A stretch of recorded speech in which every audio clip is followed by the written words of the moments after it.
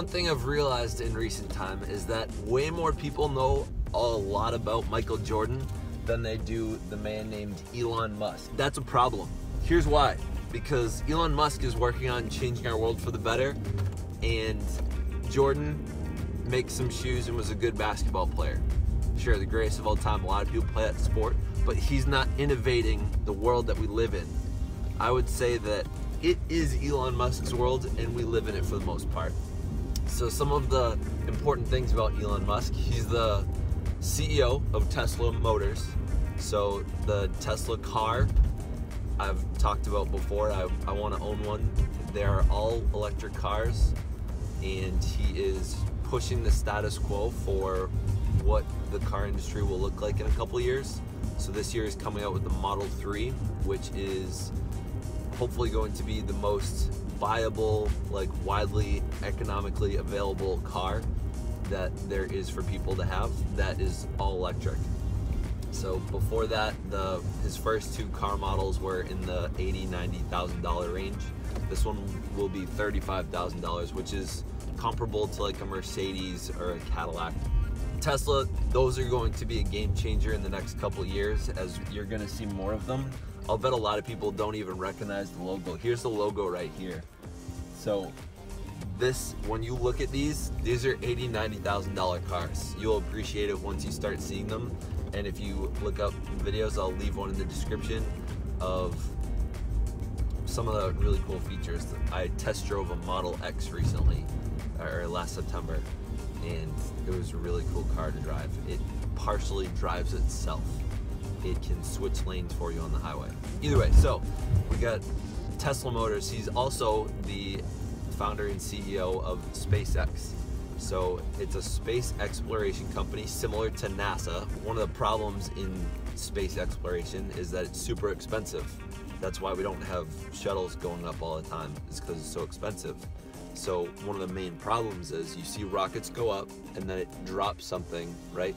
Those are the boosters. And what happens is when they drop, they just can't be used again because they hit the earth and they go in the ocean or wherever they go and they break, and so it's a couple $1 billion that can't be used again. Elon Musk said, what if we were able to land one of these things so that we could use it again? And then one of the main costs could be reusable instead of one-time use only. So last year they successfully landed the first booster that came back to Earth, and then they were able to reuse it.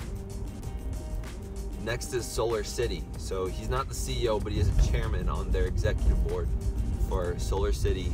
Solar City is I'm sure you can guess it from the title, is interested in putting solar panels out there. So if you think about it, he's got electric cars going on. One of the things that is going on at his office is he has a giant poster of Mars, and then another poster of Mars being inhabited by human beings and colonies. He said, you know what, I'm gonna create stuff, and he just started creating it, and he didn't let people's visions of it get in the way.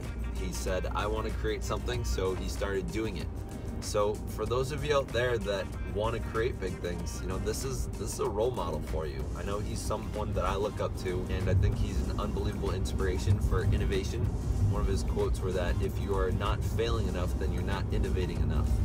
I remember reading in his biography last year by Ashley Vance that he really wanted for the Model X, which has Falcon doors on it, said, I want them to be a very certain way, and I want there to be space. I want it to all look good. And he has very high expectations and standards, and that's part of the reason why he's able to get things done.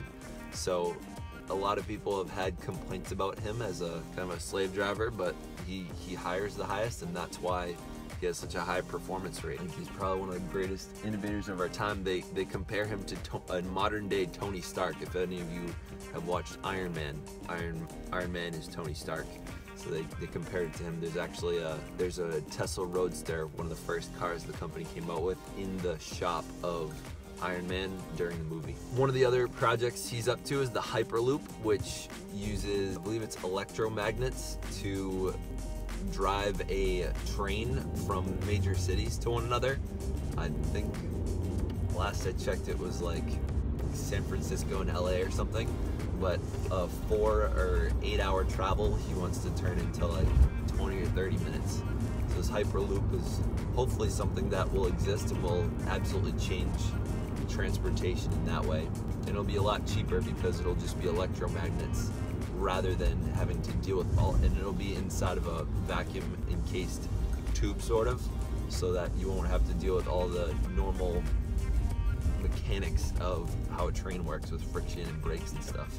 So it'll be much more sustainable part and a much more efficiently run machine. He's also working on building completely solar roofs. So rather than having just solar panels, he wants to have an entire roof that collects solar energy. And his goal is to make it look even better than your regular rooftop. So I look forward to owning some of that in the future. If you're at all scientific, if you are out there creating stuff, learn about Elon Musk. Let him inspire you.